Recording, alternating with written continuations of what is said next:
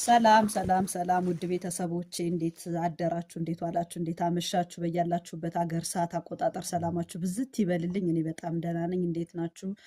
ደህና ነኝ፣ እግዚአብሔር ይመስገን። ዛሬ ደግሞ እስቲ ስለ ጉለሌ አርሴማ ቦታውን ያው ሁላችሁም ታውቁታላችሁ ብዬ ገምታለሁ። ግን እኔ ያው ምስክርነት ነው የምናገረው። ቦታውን ብዙ ሰው ያውቀዋል ብዬ አስባለሁ። እና እዛ ቦታ ላይ አንድ ወንድማችን ጓደኛ ሙዝ አይወድም፣ በህይወቱ ሙዝ አይወድም ሰውየው ማለት ነው።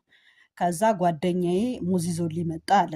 ያንን ሙዝ በህይወቴ እኔ ሙዝ በልቼ አላውቅም አለ። ያንን ሙዝ ልክ ገና ይዞት ሳየው አለ በቃ ከእጁ ንጥቅ አድርጌ ሁሉንም 2 ኪሎ ይሆናል አለ ጭርስ አድርጌ በላሁት አለ፣ ሙዙን በሙሉ ማለት ነው። ከዛ ያንን ሙዝ ይበላና ልክ ትዳር አለው፣ ልጆች አሉት፣ ቤት አለው፣ መኪና አለው፣ ንብረት በጣም ባለ ሀብት ነው ማለት ነው። ከዛ ሀብቴ ንብረቴ እንዳለ የት እንደገባ አላቅም፣ ለማን እንዳበደርኩ ለማን እንዴት እንደሰጠው እንዴት ሆኖ ያ ሁሉ ንብረቴ እንዳለቀ አላቅም አለ። ከዛ ንብረቴ በሙሉ ወድሞ በቃ እኔ የራሴን ሁሉ መቆጣጠር አቃተኝ ምናምን፣ ሚስቴም ጥላኝ ሄደች አለ። ቤተሰብ ሁሉ ተበትኖ ያንን ሁሉ አያቅም።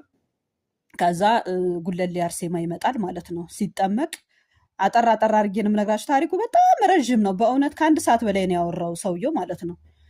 ከዛ ሲጠመቅ ሙዙ ራሱ ይወጣል ማለት ነው። ሙዙ ራሱ ከነ አካሉ ከነ ልጣጩ ከነምኑ ሙዙ ወጣ።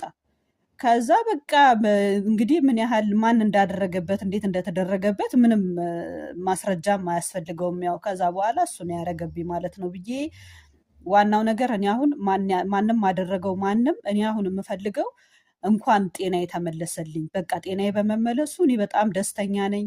ከዛ በኋላ በማላቀው መንገድ ገንዘቤን እኔ እኮ ይሄን ያህል ተበድሬህ ነበር እያለ በቃ ንብረቴ በሙሉ መኪናዬም ቤቴም ምንም ያንን ሁሉ ገንዘቤን ሲሰጡኝ ያ ሁሉ ነገር ተመለሰልኝ። ብዙ ነገር አለው በቃ ያው መናገር አቅቶት በጣም እያለቀሰ ነው የሚናገረው። እና በቃ እኔ ብዙ ተአምር ነው ያየሁት። እንደዚህም አይነት ነገር አለ ወይ? እንዴት ሙዝ ከና አካሉ እንዴት ያን ያህል ዘመን ተቀመጠ? እንግዲህ ይህን ሁሉ ነገር ያደረገችልኝ እናቴ ቅድስት አርሴማ ለእናንተም ትድረስላችሁ ብሎ ያንን ምስክርነት ሰጥታ ቤተሰቦቹም ተመለሱ። ሁሉን ነገር እንደነበረ ሆኖ አሁን እየኖርኩ ነው፣ ብዙ አመታትን የታመምኩት ምናምን ብሎ ምስክርነት የሰጠውን ልነግራችሁ ነው። እና እኔ በጣም ስለገረመኝ ነው። ሂዱና ተጠቀሙበት። ቦታው አይነ ስውር ሁሉ ይበራል፣ ምንም በቃ ሽባ ይተረተራል። ሙስሊሞች ሁሉ እየሄዱ የሚገርማችሁ እኔ እዛ ቦታ ላይ ብዙ ነገር አይቻለሁ። እና ሂዱና ቦታውን ጎብኙት፣ ብዙ ለውጥ ታገኙበታላችሁ ብዬ የማስበውን ቦታ ነው የምነግራችሁ ምን ጊዜም ቢሆን። እናንተም እኔ እንደዚህ አይነት መረጃ እንድሰጣችሁ ላይክ፣ ሼር፣ ሰብስክራይብ ማድረግ አትርሱ። እኔን